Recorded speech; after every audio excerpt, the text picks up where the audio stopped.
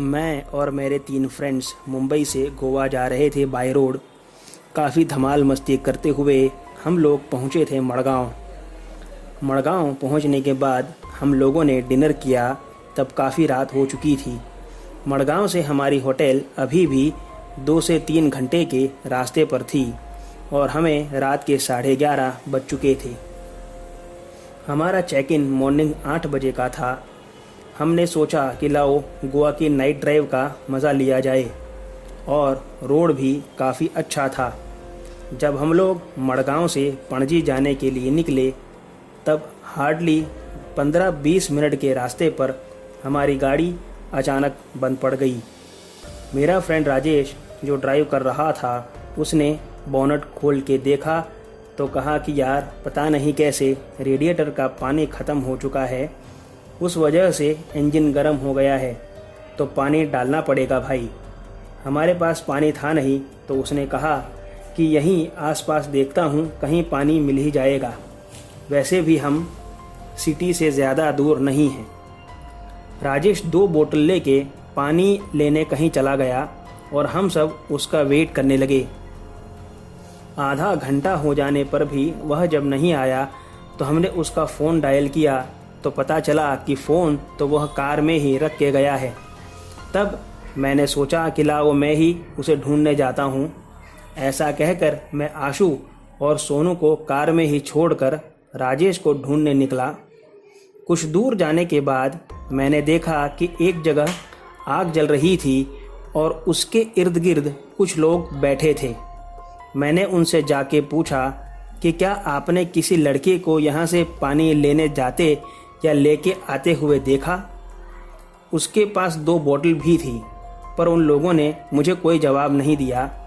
जब मैंने उनसे 2-3 बार और पूछा तब भी उन लोगों ने कोई जवाब नहीं दिया, तो मैं वहाँ से वापस आने लगा। जब मैं गाड़ी के कुछ ही दूर था तब मैंने राजेश को देखा जो पानी भर के जा रहा था।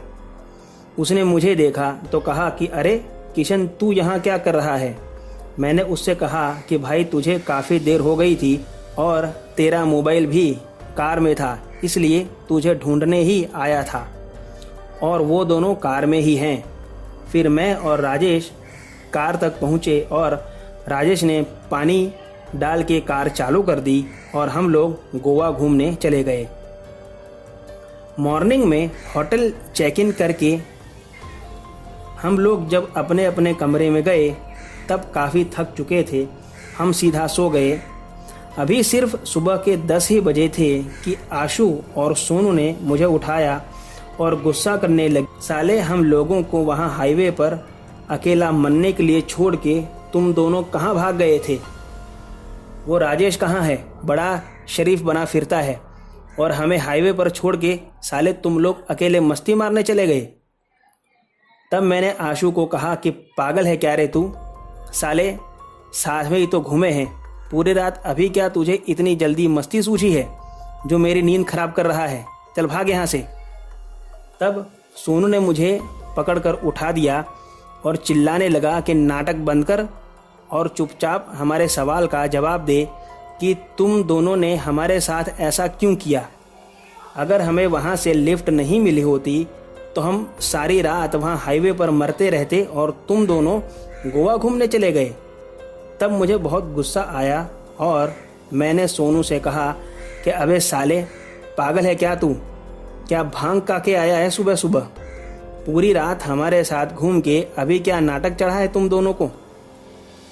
मेरा ऐसा कहना ही था कि झगड़े की आवाज़ सुन के स्टाफ वाले लोग अंदर चले आए।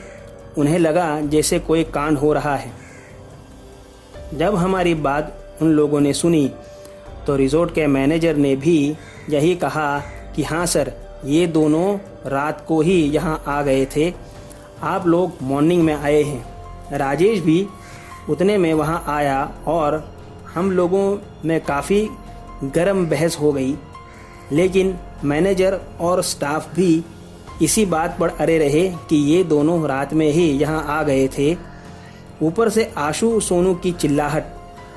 कुछ देर बाद जब सब शांत हो गया तब आशु ने कहा कि किशन, जब तू राजेश को ढूंढने गया था तब तुझे भी काफ़ी देर हो गई थी, तो हम दोनों तुम लोगों को ढूंढने के लिए निकले और जब हम जगह पर वापस आए तो वहाँ गाड़ी नहीं थी, हमारे फ़ोन कार में ही थे, इसलिए हम कॉल नहीं कर पाए।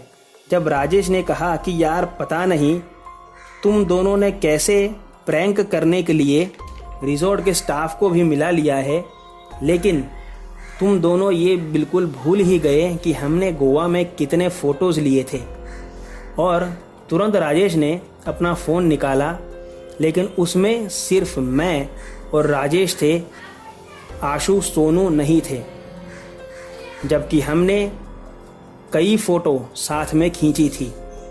तब हमारा भी दिमाग काम करना बंद कर दिया कि ये सब माजरा क्या है। उस वक्त एक वेटर जो हमारी बात सुन रहा था, उसने मुझसे पूछा कि ये सब कहाँ की बात है सर। मैंने उसे सारी बात बताई तो उसने मुझसे कहा कि यहाँ से कुछ दूर सर हनुमान मंदिर है, आप पहले वहाँ चले जाइए सभी लोग, फिर कहीं घूमने जाइएगा। हम सभी लोग तैयार होकर सबसे पहले मंदिर ही गए और वहाँ के बूढ़े पुजारी से सारी बात बताई।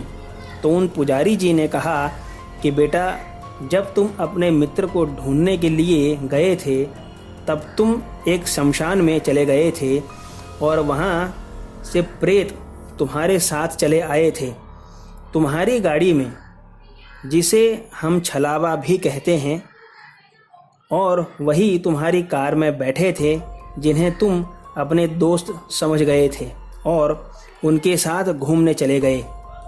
ऐसा कहकर उन्होंने वहाँ मंदिर में ही एक छोटा सा हवन किया और हमें कलावा बांध दिया और कहा कि अब डरने की कोई ज़रूरत नहीं, अब आराम से घूमो, वो अब तुम्हारे पास नहीं आ पाएंगे।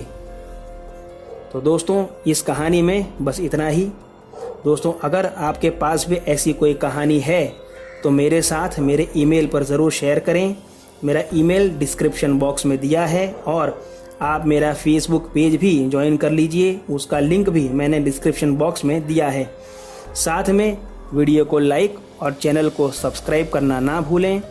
तो मिलते हैं अगले वीडियो में, तब तक stay home, stay safe, thank you.